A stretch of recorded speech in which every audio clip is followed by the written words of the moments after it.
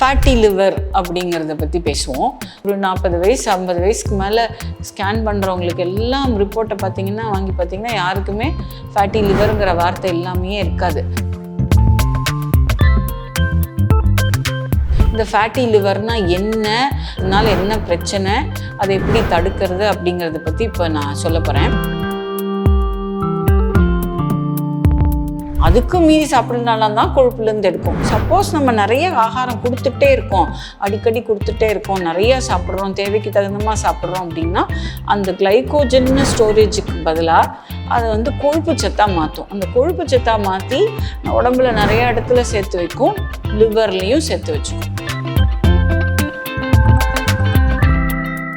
Alcohol, இந்த மதுபான பழக்கத்துக்கு நிறைய அடிமையானவங்க ஆல்கஹால் அப்யூஸ் இருந்தால் தான் இந்த லிவர் கெட்டு போய் சிரோசிஸ்னு வரும்.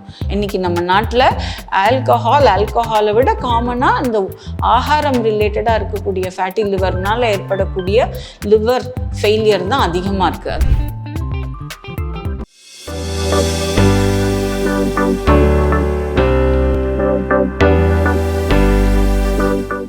பூங்காற்று நேயர்களுக்கு வணக்கம். நம்ம ஹெல்த் டாபிக்ஸ் நிறைய பார்த்துட்டு வந்துட்டு இருக்கோம். அந்த வரிசையில் இன்னைக்கு பொதுவாக ஃபேட்டி லிவர் அப்படிங்கிறத பற்றி பேசுவோம்.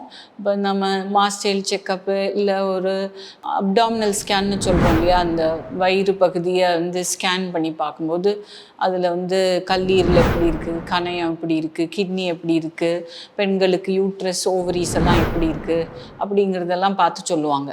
அதில் கல்லீரல் சொல்லக்கூடிய லிவரில் எல்லாம் பார்த்து எழுதிட்டு ஃபேட்டி லிவர்னு சொல்லுவாங்க. ஃபேட்டி லிவர் சில பேருக்கு கிரேட் 1 போடுவாங்க, சில பேருக்கு கிரேட் 2 போடுவாங்க, சில பேருக்கு கிரேட் 3ன்னு எல்லாம் கூட ரிப்போர்ட் வரும். ஸோ இந்த ஃபேட்டி லிவர் ரொம்ப இன்னைக்கு தேதிக்கு ஒரு 40 வயசு 50 வயசுக்கு மேலே ஸ்கேன் பண்ணுறவங்களுக்கு எல்லாம் ரிப்போர்ட்டை பார்த்தீங்கன்னா யாருக்குமே ஃபேட்டி லிவருங்கிற வார்த்தை எல்லாமே இருக்காது. இந்த ஃபேட்டி லிவர்னா என்ன, அதனால என்ன பிரச்சனை, அதை எப்படி தடுக்கிறது அப்படிங்கிறத பற்றி இப்போ நான் சொல்ல போகிறேன். இந்த ஃபேட்டி லிவர் அப்படிங்கிறது, லிவர்னா என்ன? ஃபர்ஸ்ட் லிவர் ஒரு முக்கியமான உறுப்பு.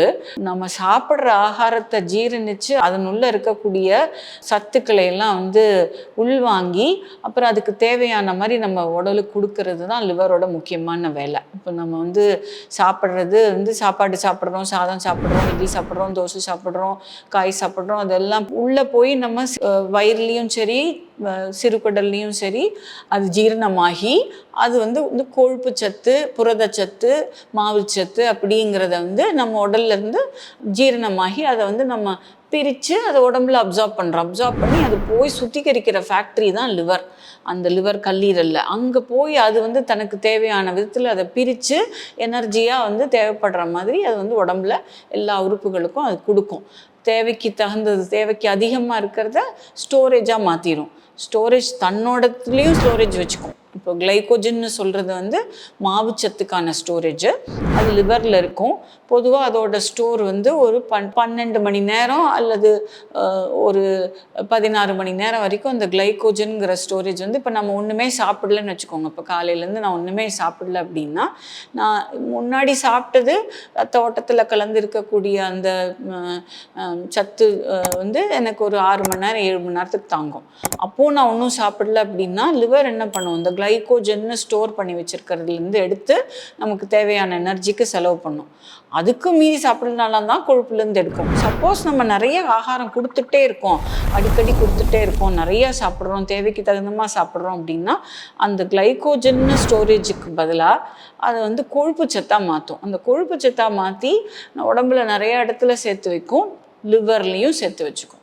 இப்போ லிவர்லேயும் சேர்த்து வைக்கும்போது அந்த லிவர்லேயே கொழுப்பு சத்து அடங்கும்போது, லிவர் மாத்திரம் இல்லை, கணையத்தில் கொழுப்பு சத்து சேரும், அதுதான் விசரல் ஒபிசிட்டின்னு சொல்கிறது. அதில் ஒரு பாகம்தான் இந்த ஃபேட்டி லிவர். லிவர்லேயே கொழுப்பு சத்து சேரும்போது லிவர் செல்ஸே ஒரு டைட்டாக அதனால வேலை செய்ய முடியாத ஒரு ஸ்டேஜுக்கு அது கொண்டு போய் தள்ளிடும். இப்போ வீட்டில் நம்ம ஒரு கபர்டில் துணி வாங்கிட்டு வச்சுட்ருக்கோன்னு வச்சுக்கோங்க. அந்த நம்ம துணி நிறைய வாங்கி சேர்த்துக்கிட்டே இருந்தோம்னா அந்த கபர்டில் அடுக்கும்போது நமக்கு ஒரு இடம் இருந்தால் தானே நம்ம அடுக்க முடியும். நம்ம போட்டு துணிச்சிட்டே இருந்தோம்னா நம்ம அது கபோர்டை திறந்தோன்னே என்ன ஆகும், எல்லாத்தையும் கொட்டும், ஒரு கேயோஸ் இருக்கும், ஒரு ஆர்கனைஸ்டாக இருக்காது. அதே மாதிரி லிவரில் தேவைக்கு அதிகமாக அந்த லிவரில் கொழுப்பு சேரும்போது லிவர் செல்ஸ் நார்மலாக செய்யக்கூடிய லிவர் செல்ஸ் வேலை செய்யாமல் போயிடும். ஸோ அதைத்தான் வந்து ஃபேட்டி லிவர்னு சொல்கிறோம். அந்த கிரேட் 1ங்கிறது கொஞ்சமாக மாறி இருக்குது. இப்போ கிரேட் 1 கிரேட் 2 வந்து ஓரளவுக்கு வந்து நம்ம நல்லா ரிவர்ஸ் பண்ணிடலாம். அதுக்கு தகுந்த மாதிரி லைஃப் ஸ்டைலில் மாற்றினோம்னா ரிவர்ஸ் பண்ணிடலாம். கொஞ்சம் கிரேட் 3 அப்படிலாம் போயிடுச்சுன்னா லிவர் ஃபங்க்ஷன் பாதிக்கப்பட்டு இந்த லிவர் என்சைம்ஸ்ன்னு சொல்லுவாங்க, ஏஎல்டி, ஏஎஸ்டி, ஜிஜிடி அப்படின்லாம் நீங்கள் லிவர் ஃபங்க்ஷன் ரிப்போர்ட்டில் பார்த்தா நம்பர்ஸ் இருக்கும். அந்த நம்பர்ஸ் எல்லாம் ஹையாக காட்ட ஆரம்பிச்சிடும். அந்த மாதிரி இருந்ததுன்னா லிவரில் ஆல்ரெடி டேமேஜ் செட் ஆகிட்டு இருக்குன்னு அர்த்தம். இதை வந்து இது இக்னோரே பண்ணக்கூடாது. இதை வந்து முக்கியமாக அட்ரஸ் பண்ணணும். ஸோ இதில் மெயினாக எப்படி கரெக்ட் பண்ணுறது, இதை மருந்து கொடுத்து கரெக்ட் பண்ணுறதா அப்படின்னு கேட்டால் மருந்து கொடுப்பாங்க. பட் மருந்து முக்கியங்கிறத விட நம்ம லிவருக்கு மேலும் ஸ்ட்ரெஸ் கொடுக்காத மாதிரி நம்ம வாழ்க்கை நடைமுறையை மாற்றிக்கணும். இதில் முக்கியமாக என்னென்னு பார்க்க போனோம்னா ஆகாரம். அதில் வந்து லிவரில் பாதிக்கக்கூடிய அடிக்கடி சாப்பிட்றது, அடிக்கடி கேலரிஸ் உள்ளே போயிட்டே இருக்கிறது, இது வந்து பாதிக்கும். ரெண்டாவது மாவுச்சத்து அதிகமாக சாப்பிட்றது, கொழுப்பு சத்தும் அதிகமாக சாப்பிட்றது, இது ரெண்டும் அதிகமாக நம்ம வந்து இந்த கார்போஹைட்ரேட்ஸ்ன்னு சொல்கிறோம் இல்லையா. இப்போ நம்ம வெஜிடேரியன் டயட்டில் பார்த்தோம்னா நம்ம சாப்பிட்றது எல்லாமே நிறைய idli, dosa, puri, chapati, rice, variety rice எல்லாமே பார்த்திங்கன்னா அந்த ஆப்பம், இடியாப்பம் எல்லாமே மாவுச்சத்துலாம் அரிசியிலேருந்து வரக்கூடியது, கோதுமையிலேருந்து வரக்கூடியது எல்லாமே பார்த்திங்கன்னா கார்போஹைட்ரேட்ஸ்ன்னு சொல்கிற மாவுச்சத்து. அதுவும் எல்லாம் ரிஃபைண்டாக வரும்போது குளுக்கோஸ் லெவல்ஸ் அதிகப்படுத்தும். அப்புறம் அதுக்கு இன்சுலின் ரெஸ்பான்ஸ் இருக்கும். அப்போ அதெல்லாம் வந்து உங்களுக்கு ஸ்டோரேஜ் கன்வெர்ட் பண்ணும்போது லிவர் ஸ்ட்ரெயின் ஆகுது. ஏன்னா அவ்வளோ நம்ம தேவைக்கு அதிகமாக சாப்பிடும்போது எல்லாமே நம்ம யூஸ் பண்ண மாட்டோம். நம்ம சாப்பிட்றது மாத்திரம் இல்லாமல் ஆக்டிவிட்டி நமக்கு குறைஞ்சி போயிடுது. நிறைய செடன்ட்ரி லைஃப் ஸ்டைல் சொல்லுவோம். அது கொஞ்சம் ஏஜ் ஆகிட்டோன்னா நமக்கு ஹெல்ப்புக்கு நிறைய ஆள் இருக்கும்போது அவங்க எல்லாம் பண்ணிடுறாங்க. நம்ம உட்காந்தபடியே இருக்கிறது, உட்காந்து டிவி பார்த்துக்கிட்டே இருக்கிறது, உட்காந்தபடியே யூடியூப்பு, ஃபோனுன்னு பார்த்துட்டு இருக்கும்போது ஆக்டிவிட்டி இல்லாமல் நம்ம சாப்பிட்றது யூஸும் பண்ண மாட்டேங்கிறோம். அப்போ ஸ்டோரேஜில் போய் அது லிவரை கெடுறது தான் இந்த ஃபேட்டி லிவர்னு சொல்கிறோம். ஸோ அதுக்கு முக்கியமாக ஆகாரத்தை கட்டுப்படுத்தணும்.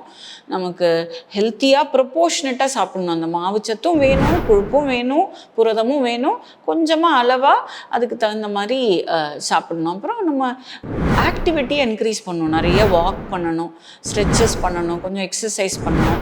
ஸோ இதெல்லாம் முக்கியம். ப்ளஸ் அதுவும் இல்லாமல் இந்த மாதிரி டேமேஜ் செட் ஆயிடுச்சுன்னா அது ஃபேட்டி லிவர் தான், அது எப்போ பாரு என் ரிப்போர்ட்டில் வரும்னு பார்த்து இக்னோர் பண்ணாமல் நம்ம டாக்டரை பார்த்து அதுக்கு வேறு என்ன ரெமெடி, அவங்க சொல்கிற அட்வைஸ் எல்லாம் ஸ்ட்ரிக்டாக பார்த்து ஃபாலோ பண்ணணும். ஸோ இது ரொம்ப முக்கியம். ஃபேட்டி லிவரில் முக்கியமாக என்ன பிரச்சனை அப்படின்னா, இந்த லிவர் டேமேஜ் ஆகும்போது சிரோசிஸ்னு ஒரு பிரச்சனை வரும். லிவர் டேமேஜ் ஆச்சுன்னா லிவர் வந்து அது அந்த டேமேஜை கரெக்ட் பண்ண ட்ரை பண்ணிக்கிட்டே இருக்கும், புதுசாக செல்ஸ் உருவாக்கும். அது ஒரு மாதிரி ஸ்ட்ரகிள் பண்ணிக்கிட்டு உருவாக்குறது தான் சிரோசிஸ்ன்னு சொல்கிறது. பொதுவாக சிரோசிஸ்னாலே எல்லாருக்கும் என்ன ஞாபகம் வரும், ஆல்கஹால், இந்த மதுபான பழக்கத்துக்கு நிறைய அடிமையானவங்க ஆல்கஹால் அப்யூஸ் இருந்தால் தான் இந்த லிவர் கெட்டு போய் சிரோசிஸ்னு வரும். இந்த ஃபேட்டி லிவர் நம்ம ஆகாரத்தினால ஏற்படக்கூடிய டேமேஜில் இருக்கக்கூடிய அந்த ஃபேட்டி லிவர் அதனால் ஏற்படக்கூடியது வந்து நான் ஆல்கஹாலிக் ஃபேட்டி லிவர் டிசீஸ்ன்னு சொல்லுவோம். NASH, நான் ஆல்கஹாலிக் ஹெப்பாட்டிக் ஸ்டியட்டோசிஸ் ஆர் நான் alcoholic fatty liver disease. So இது மாதிரி பாதிக்கப்பட்டது அந்த ஃபேட்டி லிவர் கிரேட் 3 அப்புறம் சிரோசிஸ்லாம் போச்சுன்னா இந்த லிவர் ஃபங்க்ஷன் டேமேஜ் ஆகிட்டு லிவர் கெட்டு போய் லிவர் டிரான்ஸ்பிளான்ட் பண்ண தேவை இருக்கிற அளவுக்கு டேமேஜ் வரலாம். இன்றைக்கி நம்ம நாட்டில் ஆல்கஹாலை விட காமனாக இந்த ஆகாரம் ரிலேட்டடாக இருக்கக்கூடிய ஃபேட்டி லிவர்னால் ஏற்படக்கூடிய லிவர் ஃபெயிலியர் தான் அதிகமாக இருக்குது. அதனால் இது ரொம்ப முக்கியம். இது வந்து அதனால தான் சொல்கிறது, இந்த டயட்டில் அக்கறை காட்டணும். அடிக்கடி சும்மா உட்காந்து வாயில் குறிச்சிட்டே இருக்கக்கூடாது, ஸ்நாக்கிங் இருக்கக்கூடாது. சாப்பிட்றது ஜங்க்கு, அல்ட்ரா ப்ராசஸ் ஃபுட்டெல்லாம், அந்த சுத்திகரிக்கப்பட்ட இன்ஸ்டன்ட் ஃபுட்ஸ் எல்லாம் அவாய்ட் பண்ணணும். பொதுவாக ரொம்ப வெளியில் சாப்பிட்றதே அவாய்ட் பண்ணணும். சாப்பிட்ற ப்ரொப்போர்ஷன்ஸ் வந்து இந்த புரதச்சத்து, மாவுச்சத்து, கொழுப்புச்சத்துலாம் ப்ரொப்போர்ஷனட்டாக அளவாக இருக்கணும். மூவ்மெண்ட் இருக்கணும், எக்ஸசைஸ். ஒரு இடத்துக்கு போகணுன்னா எடுத்தோடனே ஒரு வண்டியில் ஏறி உட்காந்து போகணும்னு இல்லாமல் கொஞ்சம் நடந்து பழகணும்.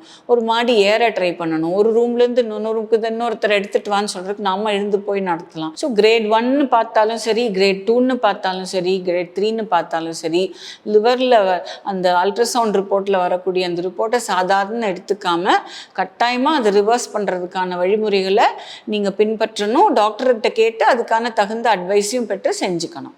பூங்காற்று இது நாளைய நல்வாழ்விற்கான வழிகாட்டி.